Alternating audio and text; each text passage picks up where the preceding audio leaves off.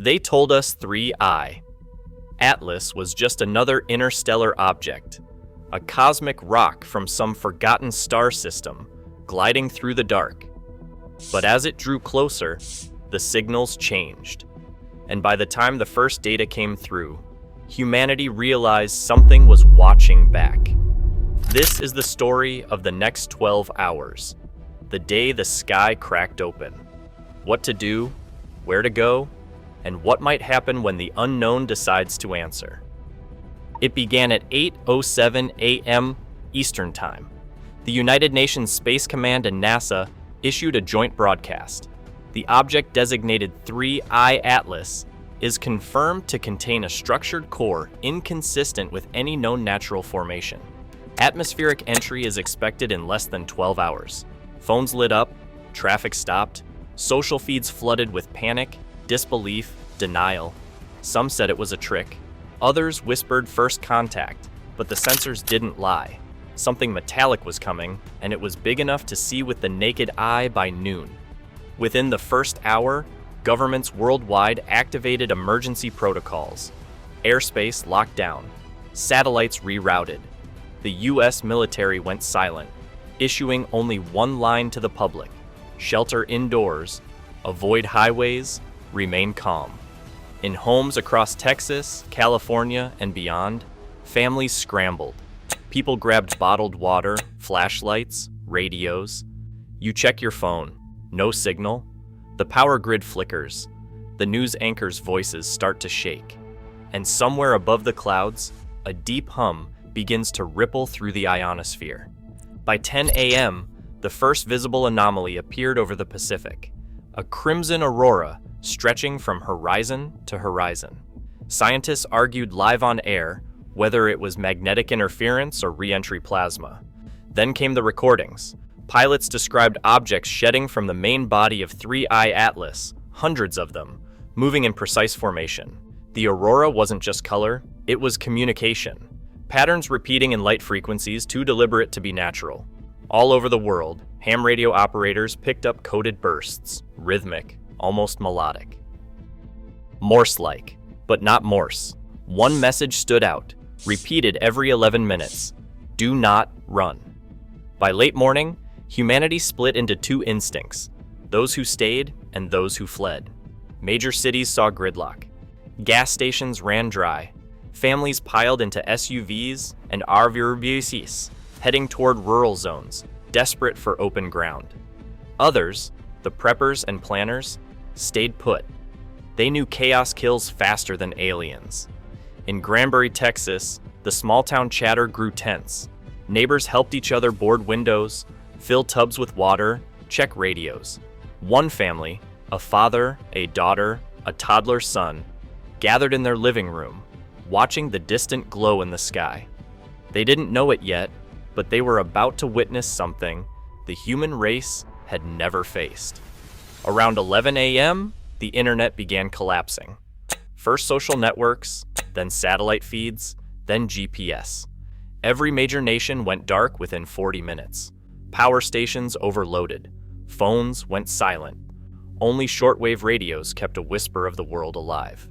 This is WRBN Emergency Broadcast Network. Repeat. 3I Atlas has fragmented. Unknown craft entering atmosphere above Pacific. Estimated contact, 6 hours. Somewhere between fear and fascination, scientists refused to stop studying. They pointed their telescopes and recorded impossible data. The fragments weren't falling, they were breaking. They were piloting. By noon, the panic became a second storm. Crowds flooded Walmart, Home Depot, gas stations, grabbing everything from food to ammunition. The sound of generators hummed like bees in the suburbs. Military jets streaked across the sky, contrails twisting through the crimson clouds. One by one, they disappeared from radar.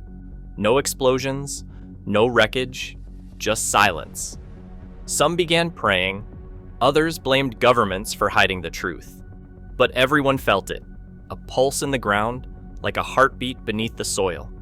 At precisely 1:14 p.m., the first object broke through the clouds above Hawaii.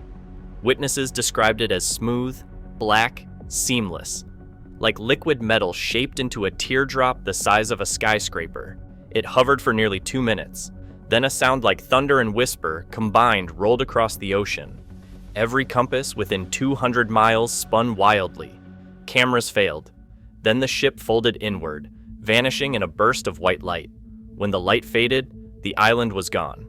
Only steam and ocean where it had been. The world watched. And for the first time, the word invasion trended globally, even without internet.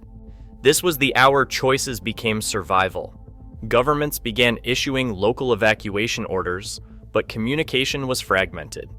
Some said the aliens were targeting military bases. Others swore they were after energy sources. For those inland like you, the decision was clear. Stay put, reinforce, prepare for the grid to fail. If you had family, your mission was to survive long enough to understand what you were facing. You checked the window. Outside, birds are gone. No wind, just a strange shimmer on the horizon, like heat waves bending light. The toddler plays on the floor, unaware. Your daughter reads aloud to calm herself. You load the last jugs of water into the bathroom, your makeshift bunker. If they're coming, you think, at least we'll see them first. At 2 p.m., the electromagnetic pulse hit. Every device, car, phone, generator, silent. The world sank into analog darkness. Cities went blind. Hospitals screamed for backup power. Airplanes already in flight simply disappeared from the sky. No impact, no fire, just gone. In that stillness, the pulse of light patterns returned. Red, blue, white, like Morse code from the heavens. But no human could decode it. Some believed it was a warning. Others, a countdown. In the small town of Hilo, Hawaii, a drone video, the last to transmit before the blackout, shows a figure emerging from the mist. 8 feet tall, luminous veins beneath translucent skin. No face, no mouth, just an obsidian black head reflecting the ocean. The figure bends down, touches the ground, and the nearby trees begin to grow. Leaves burst like time-lapse footage in real time. Then the video cuts. No sound, no trace. Was it benevolent? Was it seeding the planet? Or marking territory? No one knew. Back in the mainland, word spread through whispers and radio static. Aliens are terraforming. They're burning the atmosphere. They're harvesting electricity. Misinformation became as deadly as any weapon. Neighbors turned on neighbors. People with power hoarded. People without hope wandered into the night, chasing rumors of safe zones. But those who survived stayed quiet. No fires, no lights, just patience. Because if the invaders hunted energy, silence was safety. 4 p.m. The planet grew eerily quiet. Animals vanished. Even insects stopped. It wasn't peace, it was anticipation. Then, across the globe, a single frequency pierced the air. It wasn't sound exactly, more like thought. A vibration felt deep inside the skull. And in perfect English, every radio station still transmitting received one line. You are not the first, but you may be the last. Then silence again. Across the world, witnesses describe a blinding flash that swept from ocean to continent, like sunrise reversed. When sight returned, the ships were gone. No debris, no trace. Just a strange afterglow in the sky and a faint metallic scent on the wind. People emerged from shelters, blinking in confusion. Cities stood intact but silent. Power grids offline. Satellites burned out. And then something stranger. Plants growing faster. Soil turning black and fertile. The air cleaner than anyone remembered. It seemed the invasion wasn't to destroy. It was to reset. Amateur astronomers pointed telescopes toward the Path 3. I-Atlas had taken through space. They noticed something impossible, a sequence of light pulses still visible at its last trajectory. Converted to sound, it revealed a repeating melody, haunting, almost mournful. Some realized it wasn't random. It was a map. As the night rolled in, the world sat in candlelight. No internet, no satellites, just humans rediscovering how to speak face to face. In the silence, communities formed again. Firelight meetings, stories shared, plans rebuilt. The toddler slept soundly for the first time. The daughter whispered, maybe they weren't here to fight. And the father, you, finally exhaled. The stars above seemed closer now.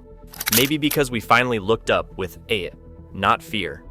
The next day, surviving networks began reconnecting piece by piece. Scientists reported no trace of alien presence, no energy signatures, no orbiting crafts. But something had changed. In the atmosphere, in the soil, in us.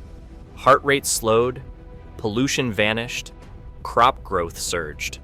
It was as if the planet had been healed overnight. Theories exploded.